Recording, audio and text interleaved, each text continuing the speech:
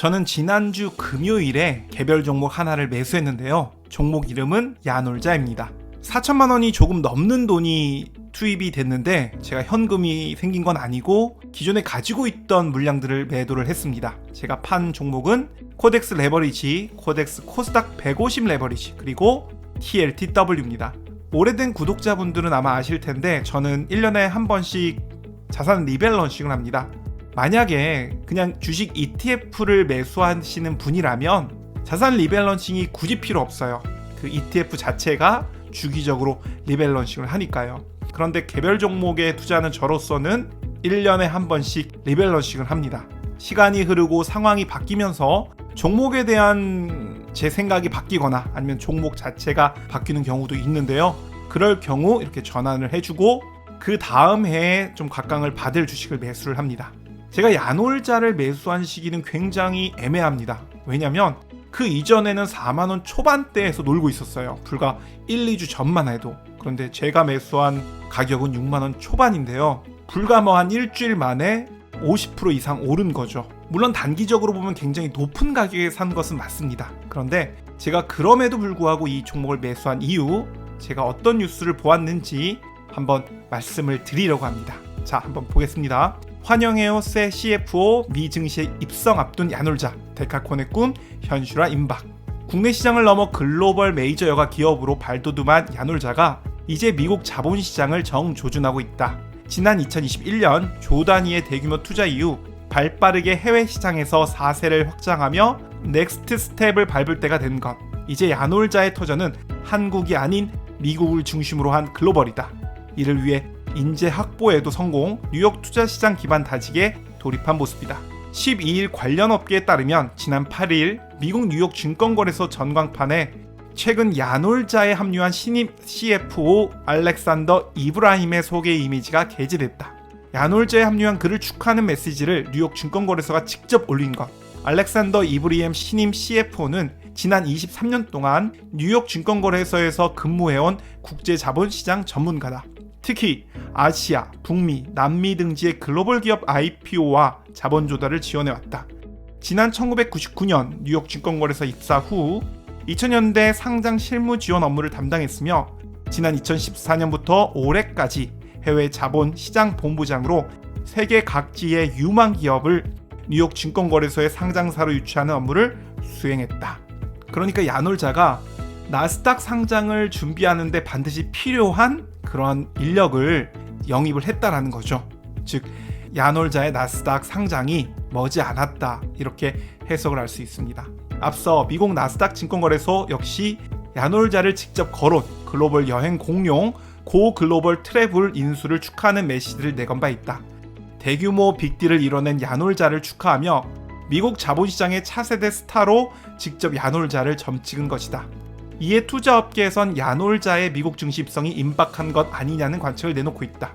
국내 1위 여가 플랫폼으로 올라선 야놀자는 지난 2021년 아시아 최대의 투자자본 소프트뱅크 비전펀드로부터 2조 원의 자금을 유치하며 기업 가치 10조 원을 뜻하는 데카콘 기업으로 올라섰다. 이후 야놀자는 글로벌 여행 플랫폼 전략을 필두로 클라우드 솔루션 사업의 시장 다각화를 통해 국내 1위 여행 슈퍼앱이자 글로벌 1위 클라우드 솔루션 기업으로 자리매김했다. 연간 3천조 원 규모의 글로벌 여행 호스피탈리티 시장 혁신을 선도하겠다는 포부를 내걸었다. 이미 글로벌 온라인 여행사 중 최다 수준의 R&D 인재들을 보유하고 있으며 이를 바탕으로 회사는 전 세계 170여 개국의 기업 간 솔루션 사업을 영위하며 글로벌 클라우드 기반 솔루션 기업으로 자리매김했다. 비전펀드로부터 인수한 자금을 고스란히 지켜내며 GGT 인수까지 성사시킨 덕에 데카콘의 입지를 확실히 굳혔다는 평가다. 무엇보다 야놀자는 기존 여행 서비스 업체와 달리 B2B 영역에서 압도적인 경쟁력을 자랑한다. 기존 온 오프라인 연계에 주력해온 여행 업계와 달리 슈퍼 앱으로 이용자와 파트너사를 대거 끌어오는 동시에 클라우드 기술을 앞세워 공급망 기반의 B2B 시장까지 장악하겠다는 것. 쉽게 말해 이용자에게는 원앱 전략을 기반으로 여행에 관련된 모든 것을 쉽고 빠르게 제공하고 여행업 종사자에겐 B2B 솔루션을 제공, 야놀자에 대한 의존도를 높이겠다는 얘기다. 네이버와 카카오 플랫폼을 앞세워 주요 산업군을 파고든 전략을 10분 활용하겠다는 것이다. 특히 야놀자의 창업자인 이수진 대표는 B2B 시장에서 일찍부터 수익을 발굴해온 만큼 업계의 기대감이 상당하다. 야놀자의 주무대인 호스피탈리티 솔루션, 호텔 등 접객 사업과 여가 클라우드는 투자 시장에서도 블루칩으로 꼽히는 영역이다. 호스피탈리티 솔루션 글로벌 PMS 시장은 연평균 10% 이상의 높은 성장세를 보이고 있다. 클라우드와 온프리미스 시장 역시 빠르게 클라우드화를 이루고 있다. 이에 야놀자는 수년째 국내와 해외 가릴 것 없이 여행기업 및 호텔 여행 관리 시스템에 대한 공격적인 인수에 나서고 있다. 올해 4월 초엔 미국 호스피탈리티 솔루션 기업인 인소프트 지분 전량을 110억 원에 인수한 바 있다. 덕분에 야놀자는 국내 시장을 넘어 글로벌 시장의 여행 공룡으로 거듭난 모습이다. 업계에선 모바일과 테크 시장에 익숙치 않은 미국 비도시 권역 전체가 앞으로 야놀자의 영역으로 확장될 것이라는 전망을 내놓고 있다.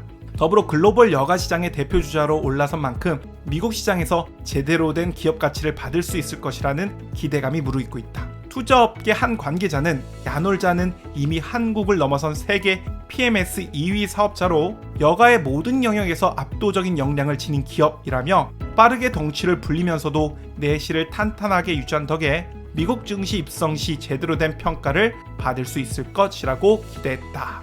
자, 어떠신가요? 여기 나와 있는 많은 내용들이 구구절절 좋은 이야기들 뿐이에요.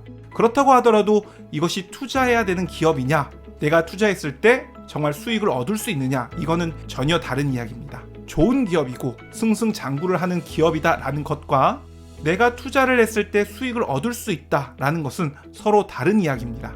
저는 여기서 두 가지를 보고 투자 결심을 했습니다. 첫 번째는 바로 이것입니다. 2021년 아시아 최대의 투자자본 소프트뱅크 비전으로부터 2조 원의 자금을 유치하며 기업 가치 10조 원을 뜻하는 데카콘 기업으로 올라섰다. 지난 금요일에는 주가가 6만 원 초반이었는데요. 즉 기업 가치가 6조가 조금 넘는 수준이었습니다. 비전 펀드가 야놀자를 투자했을 때 기업 가치는 10조, 숨투자가 투자했을 때 기업 가치는 6조입니다. 즉 저는 비전 펀드보다 훨씬 더 싸게 40%나 더 싸게 매수를 한 거죠. 비전 펀드도 시총 10조를 매기고 투자를 했을 때는 그 이상의 수익을 얻을 수 있을 거라는 계산이 있었을 겁니다.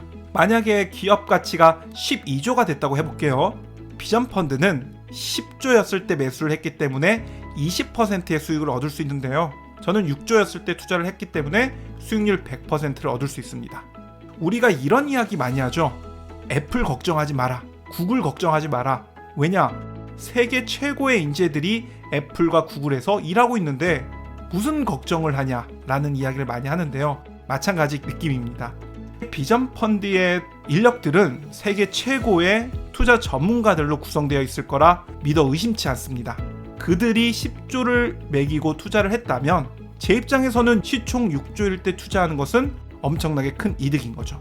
자, 좋다. 싸게 사는 거 인정. 그러면 얘가 나스닥을 갈 거냐? 라는 게 관건이 될 텐데요. 그게 바로 두 번째 이유입니다. 사실 상장을 하지 않은 기업들 중에는 상장에 대한 어떠한 뉴스도 없는 기업들도 있습니다. 그리고 뉴스는 있지만 실제로 어떤 일도 하지 않는 기업들도 있는데요. 자, 그러면 이걸 보겠습니다. 특히 아시아, 북미, 남미 등지의 글로벌 기업 IPO와 자본 조달을 지원해왔다. 아시아 기업을 나스닥에 상장시킬 수 있는 그 인물로 새로운 CFO를 영입을 했다라는 거죠. 그러니까 이제는 진짜로 나스닥 상장을 위해 본격적인 업무를 진행할 것이다 라는 거예요. 물론 그렇다 하더라도 상장하기까지 2-3년의 시간이 걸릴 수도 있고요. 혹은 상장을 안 하거나 못할 수도 있어요. 그럴 가능성을 배제할 수 없죠. 그런데 사실 투자라는 게 그런 거죠. 무엇인가 확정적이라면 투자자가 먹을 수 있는 폭도 그만큼 제한됩니다. 그런데 이 정도의 확실성, 나스닥에 상장시킬 수 있는 그러한 인물을 CFO로 선임했다는 이 정도의 확실성이면 개인적으로 나스닥 상장이 머지 않았다고 생각을 합니다. 정리하자면 손정희의 비전 펀드는 10조 원에 샀는데 나는 6조 원에 샀으니까 정말 싸게 산 거죠. 더불어서 아시아 기업을 나스닥에 상장시킬 수 있는 훌륭한 인재를 야놀자에 합류시켰다는 것은 상장이 머지 않았다라고 개인적으로 생각하고 있습니다. 자, 이제 남은 것은 두 가지예요. 첫 번째는 손정희의 비전 펀드가 몇 프로를 먹기 위해 10조 원에 투자했을까? 비전 펀드가 바라보는 그 수익률보다 제 수익률은 훨씬 클 겁니다. 두 번째, 과연 언제 상장을 할 것인가? 사실 언제 상장할 것이냐, 이거는 아무도 모르는 겁니다. 그냥 기다릴 수밖에 없습니다. 이것은 뭐 어디까지나 제 개인적인 의견이고요. 야놀자를 추천하는 것은 절대 아닙니다. 그럼 상장은 언제 하냐? 모릅니다. 매수했는데 상장이 지연되고 1년이고 2년이고 시간이 가면 어떡하냐? 기다려야죠. 사실 장외 주식 투자하는 사람들은 이 투자를 기다림이라고 표현하는 사람도 많습니다.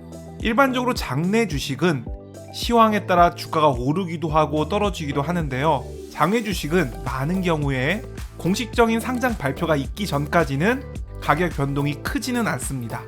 오히려 상장 전까지는 가격 변화가 크지 않아서 더 편안하다라고 이야기하시는 분들도 많습니다. 오늘 영상은 여기까지입니다. 감사합니다.